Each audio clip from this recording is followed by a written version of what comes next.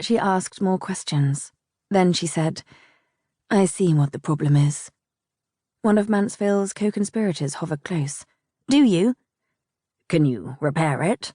asked the patient. "What do you think?" "I think you are wasting my time." "Really?" He smirked. "How so?" Something ominous glittered in her midnight eyes. Griff almost felt sorry for the tadpole. The boy was too thick to realize he was outmatched. "There was nothing wrong with you," she said. Confusion filled Mansfield's face. Was? Taking a firm hold of the whelp's forearm, she wrenched his wrist backward with a sudden, forceful jerk. "But now there is." The pup shrieked and yanked his wrist away. "Oh, what the devil did you do?" "Your wrist is dislocated." She stood and reached for her cloak, swinging it around her shoulders with the air of a conquering general. "What did you do that for?" asked Mansfield's horrified friend. "He wasn't really hurt before you showed up." "I abandoned a patient in need to attend to Mr. Mansfield," she said. "I do not appreciate having my time wasted." "Good Lord!" Mansfield moaned, cradling his wrist, his crimson face twisted in pain. "She's a witch!" "Wait!"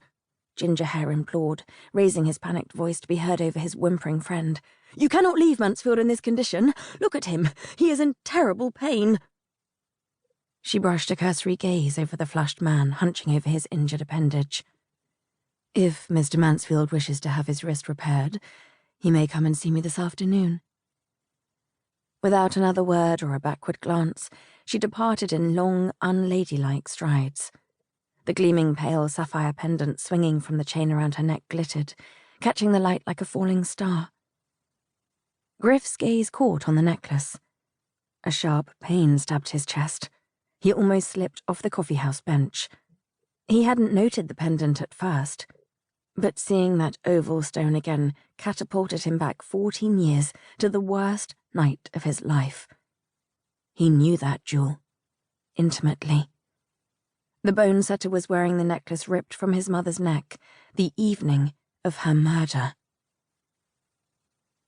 Elliot Townsend, the Duke of Huntington, frowned. "Are you sure your mother was wearing the necklace?" He paused. "On the evening in question?" "Absolutely." Griff was still shaken.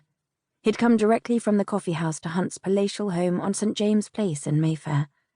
The Duke was Griff's closest friend.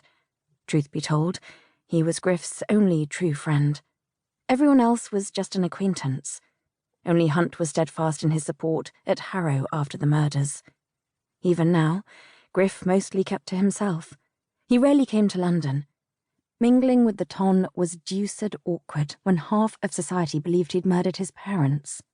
The necklace was taken that night. Mother wore it practically every day. Griff tried to keep his hand from trembling as he accepted a glass from Hunt. "But that's not the maddest part." Hunt settled in an upholstered chair opposite his friend. "What's crazier than your mother's necklace turning up 14 years after her death? This." Griff withdrew a gold signet ring from his pocket and presented it on the palm of his hand for Hunt's inspection. The cool metal felt fire-hot against his skin. "What's that?" "My mother's ring." He stared at the ornately carved band and wondered who'd twisted it off the finger of a dead woman. She was wearing it that night. It was also taken. Hunt's brows shot up. "Where did you get it?" "The ring was delivered to Ashby Manor several weeks ago.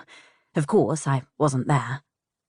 Griff hadn't returned to the scene of the murder since the day his parents' corpses were sealed in the family vault. It arrived by mail, wrapped in a parcel addressed to me. Just the ring. No note. Nothing. Hunt edged forward to examine the circular band. "Where was it sent from?" "A post office off Red Lion Square. That's why I'm in London. I went to the post office hoping to learn who sent it, but no one there remembered anything."